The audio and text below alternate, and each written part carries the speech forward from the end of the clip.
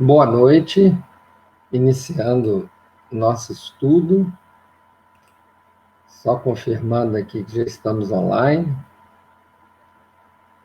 só um minutinho que a página está carregando, não é só a gravação, né?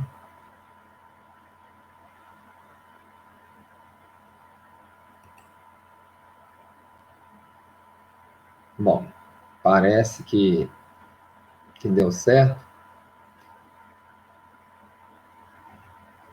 No dia de novo, né? Boa noite. Nós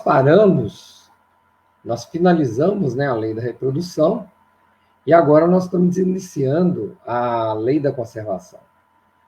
Todos nós, né, quando estamos numa situação de risco, a gente sempre faz aquele famoso grito, né? Pedindo, vale-me Deus, né? Alguns chamam Nossa Senhora, alguém fala nome de santo, mas você sempre reage de uma forma quase que instintiva quando alguma coisa atenta contra a sua vida, né? Então, nós vamos estar falando aqui nesse capítulo, especificamente da lei da conservação, nós vamos estar falando do instinto de conservação, dos meios que Deus nos deu, né, para conseguir essa conservação, e quando nós estamos falando de conservação, nós estamos falando da conservação da vida, e a forma, né, de gozo dos bens terrenos, que isso tem a ver com a conservação, mas também tem a ver com a nossa perdição, vamos dizer assim. O necessário e o supérfluo, esse realmente é uma coisa interessante da gente prestar atenção. E as privações voluntárias e mortificação, são os subitens da lei da conservação que nós vamos estar vendo aqui ao longo, aí, talvez, de umas 3 ou talvez até 4 estudos, né, durante esse mês que inicia, né? Então, começando aqui com a lei da conservação, só um momento, na lei da conservação, a primeira pergunta do Kardec, né, ele fala de cara, né, o instinto de conservação é uma lei da natureza? Ele faz sem dúvida. Todos os seres vivos possuem, seja qual for o grau de sua inteligência. Em alguns é puramente mecânico, em outros é racional. É o que eu falei, né? Acontece conosco, né? Que achamos que somos pessoas racionais, você reage quase que mecanicamente.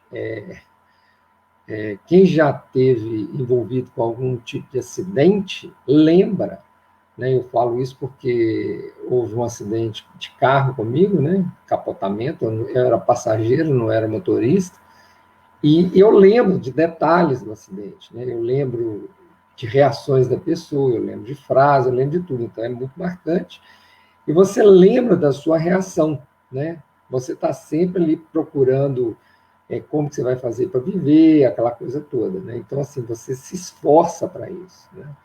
É, quem, é, quem já teve situação de quase afogamento também relata isso, né? Então, você está sempre procurando lutar pela vida, né? Por quê? Porque a vida para Deus e para nós é uma coisa sagrada, né? Então, é um bem que você ganha, né? Você está reencarnado e você luta para se manter, né? Por quê? Porque existe todo um plano reencarnatório para você, então você não quer desperdiçar de jeito nenhum. A lei de conservação, ela entra muito nesse seu plano evolutivo, ela vem para te ajudar, ela não quer te atrapalhar, muito pelo contrário, ela quer te ajudar no plano evolutivo. Então, o que ele fala, em alguns é puramente mecânico, em outros é racional. Você até pensa, eu preciso me manter vivo e atuante, porque eu preciso evoluir, né? Esse é o dado, essa é a parte. E aí ele pergunta, bom, o que objetivo Deus concedeu a todos os seres vivos o instinto de conservação? A resposta é porque todos devem colaborar nos desígnios da providência. Foi por isso que Deus lhe deu a necessidade de viver. A vida é necessária ao aperfeiçoamento dos seres. Eles o sentem instintivamente sem sequer se aperceberem. Eu só, como se diz, não querendo discordar, né, dos espíritos, mas a gente quase que instintivamente a gente nota isso, né? Quase que uma proteção quando você está ao risco. Você se assusta com aquele carro passando em velocidade alta próxima a você e tudo isso. Então, tudo isso é te voltando para que você se conserve vivo, para que você se mantenha encarnado, para que você consiga fazer aquele plano, né? Então, até a pessoa que está doente, ela mantém uma esperança, você vê um certo otimismo, né? Tudo isso por quê? Porque faz parte do processo de, vamos dizer, de controle do nosso livre-arbítrio, até da nossa proteção, esse instinto de mantermos vivos, a fim de termos todo o processo, conseguimos fazer todo esse processo reencarnatório da melhor forma possível. Então, a gente não ficar gastando, não é uma coisa trivial. Então, no próximo subitem, meios de conservação, ele detalha melhor isso, né? Na hora que ele começa perguntando: dando aos homens a necessidade de viver, Deus lhe concedeu sempre os meios para tal? E a resposta é óbvia, sim.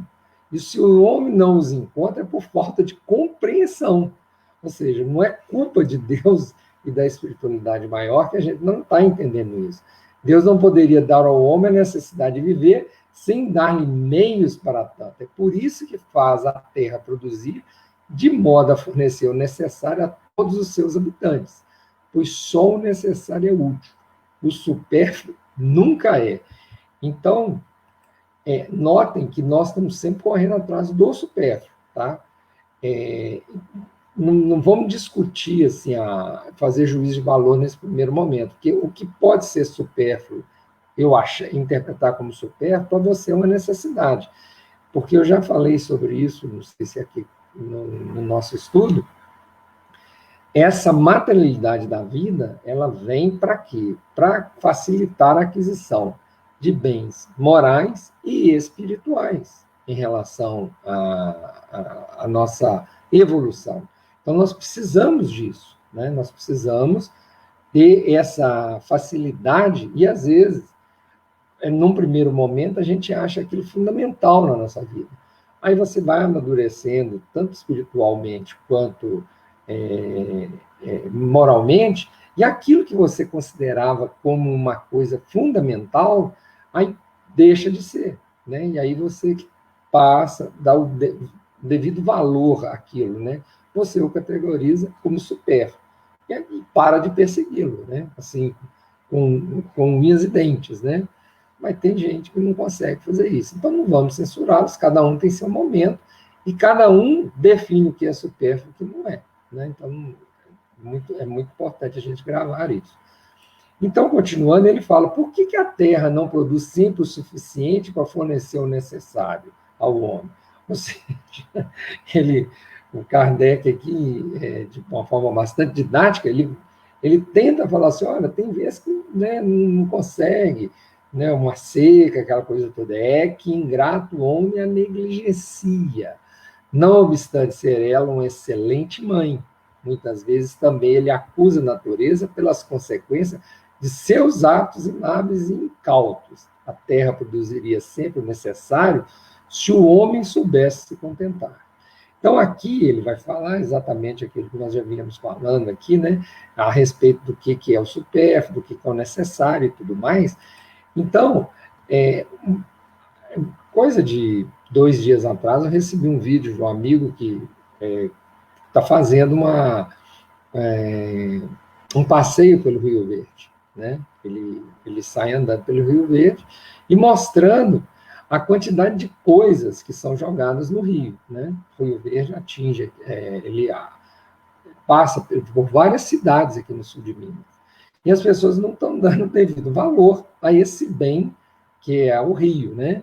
Então, daqui, talvez, num espaço muito curto de tempo, 5 anos, talvez 10 anos, não sei, aí nós vamos começar a sofrer as consequências de ter envenenado o nosso rio, né?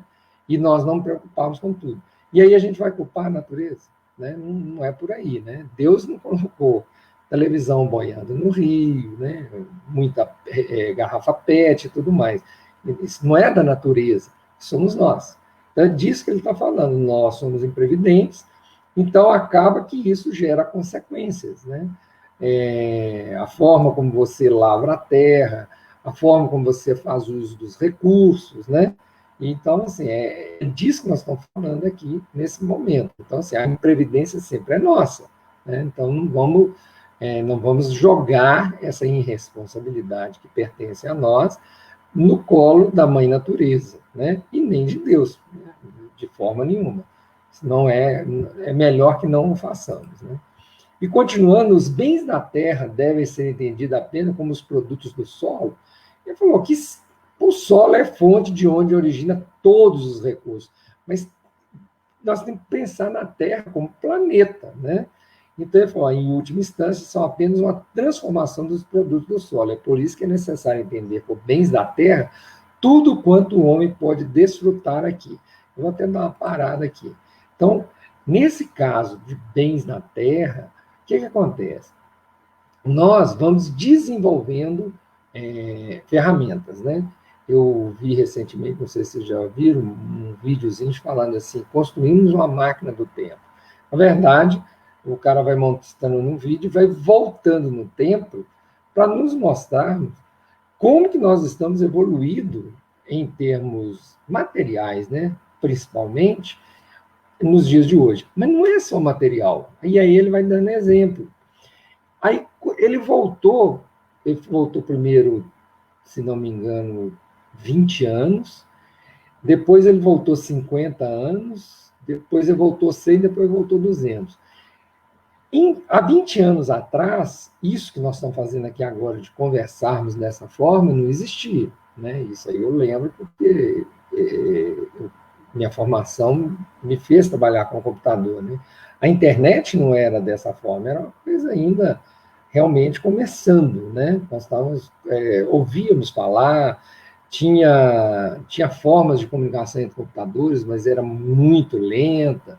Então ele foi mostrando. Mas mostrou também muita evolução benéfica, né? Então, por exemplo, há 200 anos atrás, o homem mais rico do mundo, né, morreu porque contraiu um furúnculo nas costas. Ele morreu de infecção. Então, assim, na hora que você para pensar assim, cara, morreu de infecção, porque não existia o antibiótico, uma coisa simples. Ele morreu de infecção.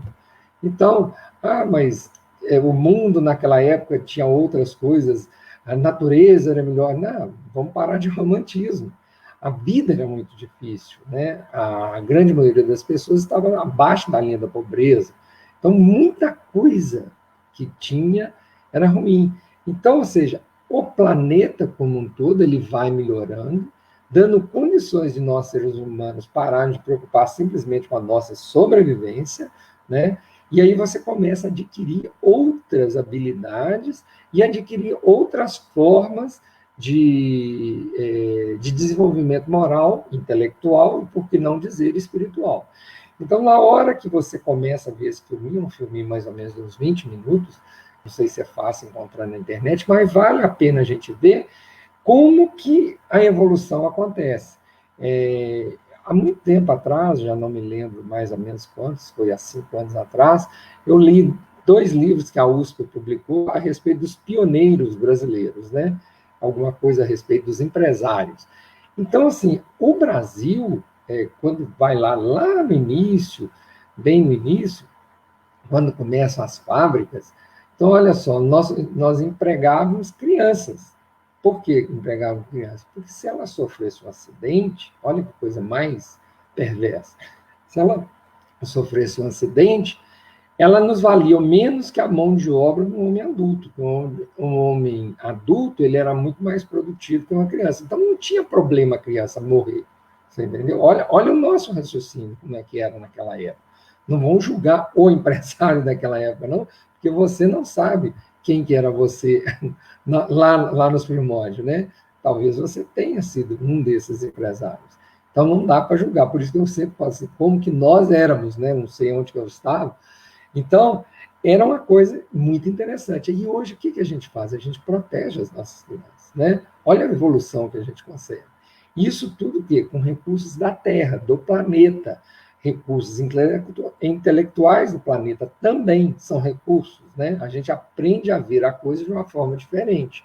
Então, é muito importante a gente lembrar disso, não é só recursos do solo, é recursos do planeta. E não só recursos materiais, recursos espirituais, principalmente, e morais também.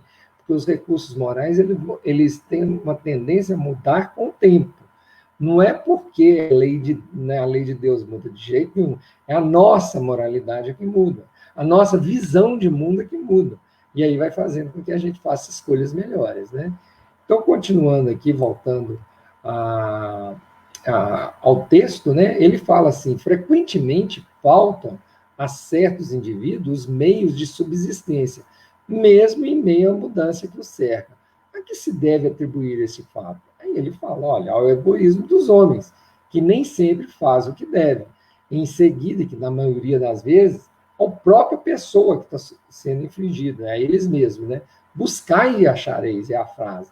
Essas palavras não quer dizer que seja suficiente olhar para a terra para encontrar o que se deseja, mas que é necessário buscar com ardor e perseverança e não com displicência, sem se deixar desanimar pelos obstáculos que muitas vezes são apenas meios de pôr à prova a sua constância, a sua paciência e a sua firmeza.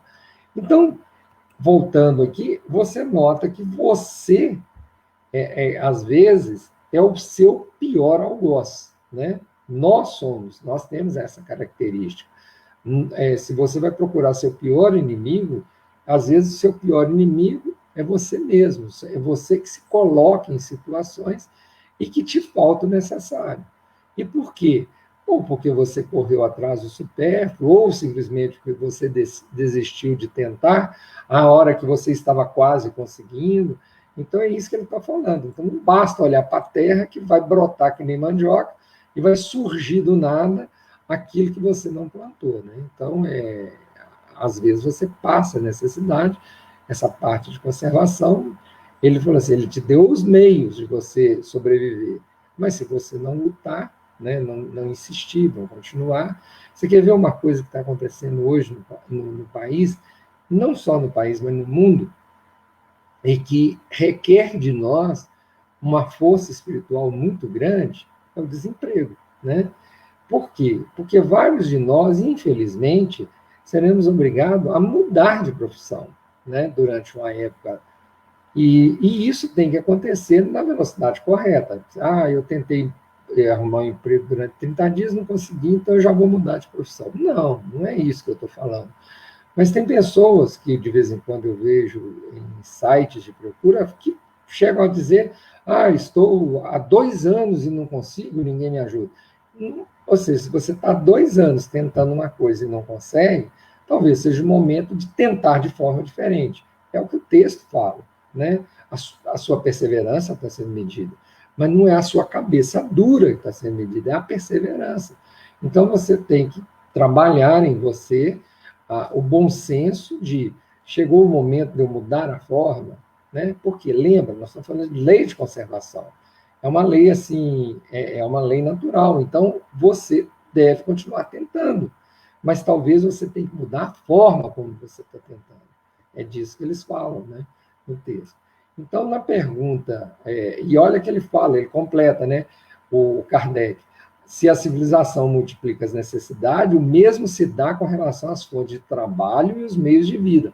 Mas é preciso convir que, nesse sentido, resta muito a fazer. E resta muito mais a fazer no campo espiritual e moral. Atualmente, não estou falando que o planeta já está bom tecnicamente, não, muito pelo contrário. Eu brinco com a minha esposa, que graças a Deus meus meninos estão na universidade, e 2 deles estão dentro de áreas muito afins com a minha, né? E na hora que eu vou conversar com ele, eu até brinco, né? Finjo que eu estou chorando, eu já não consigo mais nem acompanhá-los. Isso é muito gostoso, né, para nós pais. Você vê o sucesso dos filhos e eles já te superando, não só tecnicamente, né? E eu espero que moralmente e espiritualmente também, né? Mas, tecnicamente, o planeta já está evoluindo, que coisas que eu estudava num curso de mestrado, eles estudam hoje no curso de graduação. Então, é muito bacana você ver isso. É o planeta crescendo, é o planeta indo em todas as direções. É aquela asa que a gente fala, tem a asa do lado intelectual e a asa do lado espiritual. Então, essas duas, elas vão ter que acontecer. Então, assim, é disso que nós estamos falando aqui. Multiplica-se as necessidades, sim, mas os recursos também se multiplicam, né? Hoje eu consigo vencer uma distância de 900 quilômetros em um dia, né? Eu consigo sair daqui e ir para o sul do país. Mas pensa isso 200 anos atrás. Ou seja, igual o cara fala no filme, né? Você vencer 5 quilômetros era dolorido, porque era no lombo do cavalo, né? Quem era rico tinha uma carroça, né? Já era um pouquinho melhor, com um estofadinho, mas era no arreio. E quem anda a cavalo e não está acostumado sabe a dor que sente a hora que chega do lado de lá, né? Então, hoje não, hoje tem avião, tem carro, tem diversas formas de você fazer isso. Multiplica-se as necessidades, mas também multiplica-se os recursos. Então, é por isso que o texto continua falando.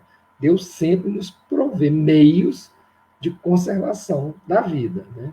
Continuando, nós estamos aqui na pergunta 708. Não há situações em que os meios de subsistência absolutamente não dependem da vontade do homem, em que a privação do necessário é a consequência da própria força das circunstâncias? Aí é o que nós estávamos falando, né? Pode acontecer, e é uma prova cruel, que muitas vezes deve sofrer, e a qual sabia que estaria exposto. Olha só essa frase. É uma prova, muitas vezes cruel, que deve sofrer, e a qual sabia que estaria exposto.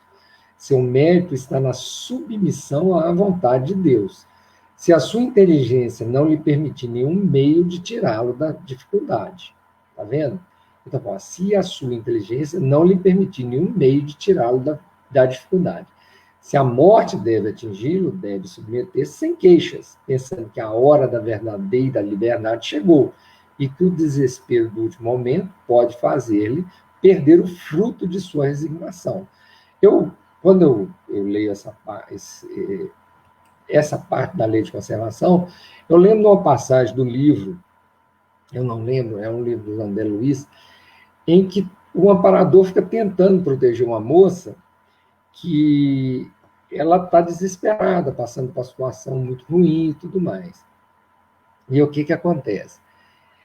Ela vai adoecendo, e como ela mora num casebre, ela tem uma criança pequena, e o desespero que vai dando nela, qual é? Porque ela sabe que ela vai morrer, e ela fica preocupada com a criança, porque ela já não tem nem mais força de virar para a criança e falar com ela assim: corre, procura um socorro para você, né?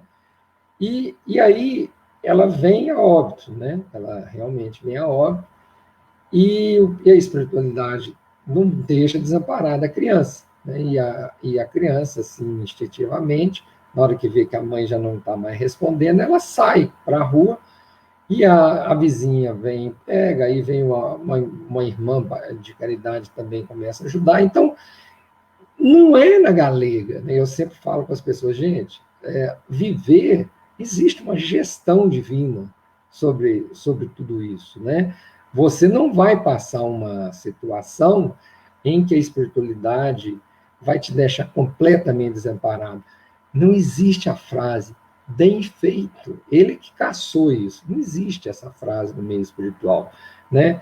Eles ficam mais preocupados conosco, fazendo nossas escolhas ruins, do que nós mesmos ficamos, né? Eles torcem para o nosso sucesso o tempo todo. Ah, quer dizer que não existe uma espiritualidade ruim, torcer pelo meu fracasso? É lógico que existe, né? Espírito que você angariou ao longo dessas várias reencarnações, espíritos que são contra você. Mas se você está centrado, nós já falamos aí para trás, aí várias outras ferramentas, que a oração é uma delas, centrada em Deus, dificilmente esses espíritos conseguem chegar em você. E essa espiritualidade maior, se é um momento de dificuldade que você está passando e que você é o seu ponto de desafio, que todo mundo esperava para ver a sua reação, que você prometeu que dessa vez ia cumprir, vai ter muita gente te amparando e te dando todo o suporte espiritual para você vencer aquela etapa. Mas lembre-se, nunca, nunca a espiritualidade amiga fará por nós aquilo que é da nossa responsabilidade. Então, quando você estiver passando uma dificuldade, ore e agradeça. E fala assim, será que essa é a aprovação da minha encarnação? Então, lembre-se sempre disso. Passou uma dificuldade, há uma perda financeira muito séria, um ente querido que se foi, entendeu? Lembre-se disso, ora e agradeça. Será que essa é a aprovação? Será que esse é o momento que eu devo manter serenidade e deixar passar? Porque do outro lado eu vou encontrar, literalmente, o paraíso, entendeu?